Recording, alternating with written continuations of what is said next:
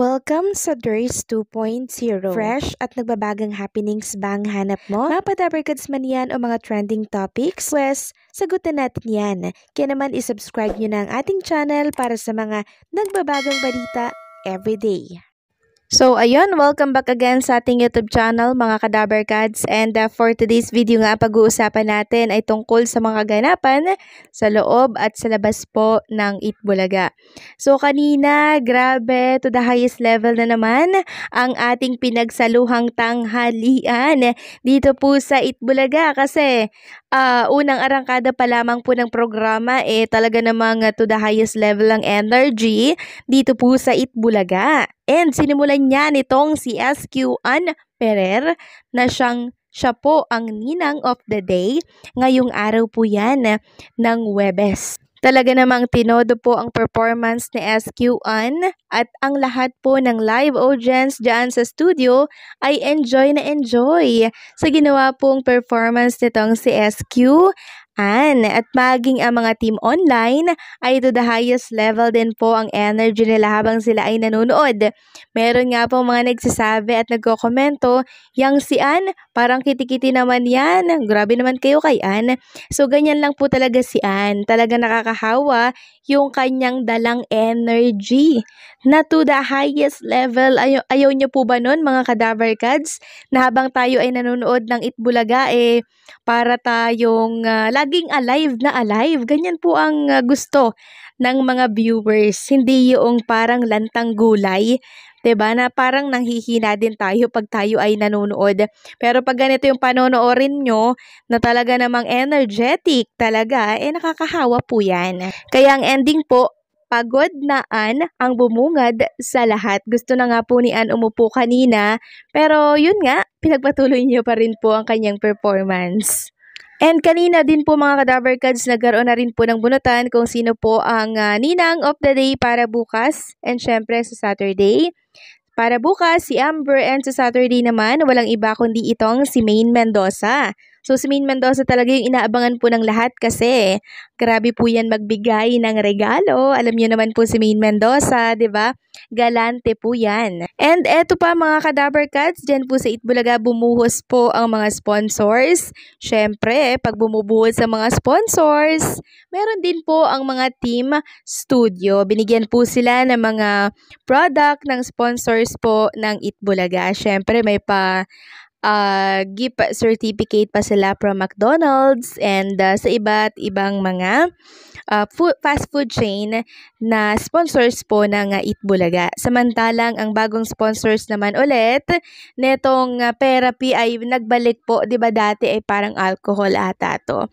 Ngayon bumalik po itong Happy. Happy po ulit ang sponsors ng Therapy. And yung nanalo dyan kanina mga kadabarkads, ang laki ha, 40,000 agad.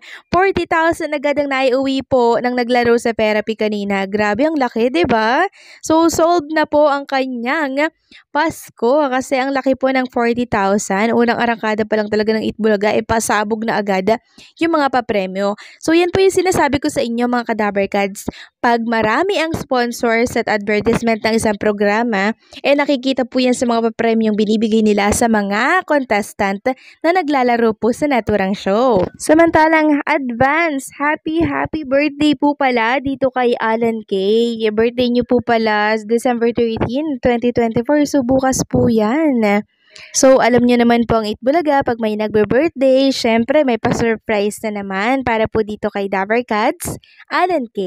So, bukas, abangan natin ang kanyang magiging birthday celebration dito po sa Itbulaga. And dahil birthday nga po nitong si Alan K bukas, meron po siyang pa-show dyan sa Clowns Republic. So, kung gusto nyo pong makabonding and mapanood itong si Alan K, nako, entrance fee 500 lamang po, tapos sasaya pa yung buhay nyo. Kaya arat na po, dito lang po yan sa Santiago Quezon Avenue, Quezon City. For inquiries na lang po, ayan po yung mga number nakalagay na lamang po dyan sa mga picture na nasa screen po ninyo. Samantalang bukas naman po mga kadabarkads, ay live na live po si Piolo Pascual dito yata sa Itbulaga, no? So abangan daw po natin ito Friday, the 13. Friday the 13 pala bukas. Nako, my God. Ingat po kayo mga Kadaver Cards. Bukas ha. Friday the 13. Alam niyo naman po ang date na yan. Okay? So, pwede po kayong magtanong dito po kay Piolo Pascual para po yan sa The Kingdom. Samantalang pag-usapan naman natin ang tungkol dito sa kalaban po na pelikula ng The Kingdom ni Bossing Vic Soto na kung saan ay pinayagan po na mag-promote dito po sa Itbulaga. Grabe talaga ang Itbulaga, no? Napaka-giver din po nila. Hindi sila yung iba na, hindi sila tulad ng ibang network na pagkalaban po nila yung show, hindi pwedeng makapag-promote. So, isang malaking sampal po ito sa network na ganyan, okay? Sabi kasi dito, kalaban man ni Vic Soto, Arjo Atayde, pinayagan mag-promote sa Itbulaga. May chikang bawal i-guess ang ng network na may film entry sa 2024 or MMFF ang mga artista na cast sa ibang kalahok sa Film Fest. No, yan po ang bali-balita. Pero pinatunayan ng Itbulaga na open i-guess sa mga artist na makakalaban ng The Kingdom ni Vic Soto sa MMFF.